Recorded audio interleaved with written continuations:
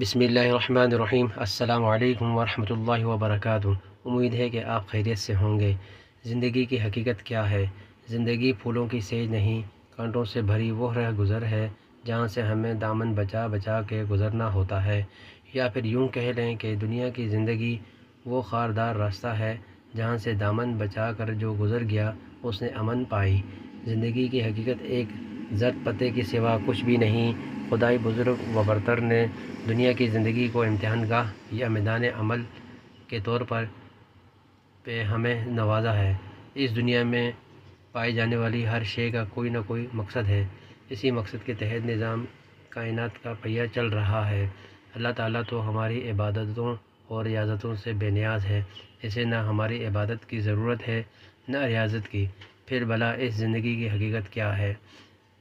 اس زندگی کی بنیاد ہی رضا الہی کا حصول ہے۔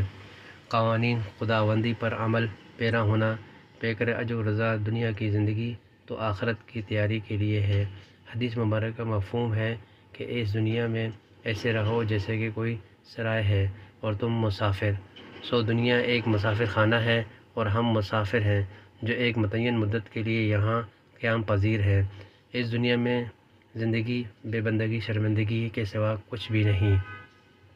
اللہ تعالیٰ نے ہمیں اشرف المخلوقات کا درجہ دیا ہے تو اس درجے کو نبھانا سب سے اہم ہے۔ زندگی کی حقیقت روپے پیسے بلند عمارت کھڑی کر لینا نت نئے ملبوسات پہن لینے سے منسوب نہیں ہے۔ ہماری زندگی اللہ کی رضا سے منسوب ہے، حقوق اللہ اور حقوق العباد سے منسوب ہے۔ ہماری زندگی ان اعمال کے ساتھ منسوب ہے جو ہم اس عارضی دنیا میں کریں اور اس کا بدلہ ابدی دنیا میں پائیں۔ ارشاد باری تعالیٰ ہے، بے شک دنیا کی زندگی فریب اور دھوکے کے سوا کچھ بھی نہیں۔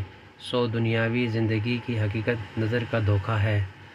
جتنی جلدی اس دھوکے سے نکلا جائے تو اتنا ہی ہمارے لیے بہتر ہے۔ اگر ہم یہ سمجھیں کہ ابھی عمر پڑی ہے ذرا دنیا کی مزے تو چکھ لیں، تو فریب دہی اپنی ذات کے لیے، کیونکہ ہر زندگی کو فنا ہے، ہر نفس نے موت کا ذائقہ چکھنا ہے،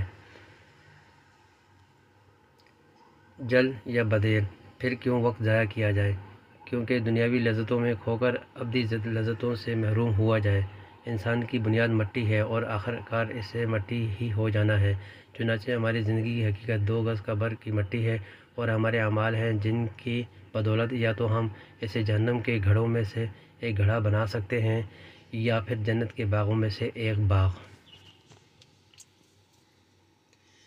تو کوشش کیجئے اس دور پرفتن میں خود کو اعمال صالح کے ساتھ جوڑے رکھیں تاکہ ہماری اصل اور ابدی زندگی کی حقیقت جنت کے باغ ہوں۔ اپنا خیال رکھیے گا، پھر ایک نئے ویڈیو میں حاضر ہوں گے۔ اللہ حافظ، فی امان اللہ۔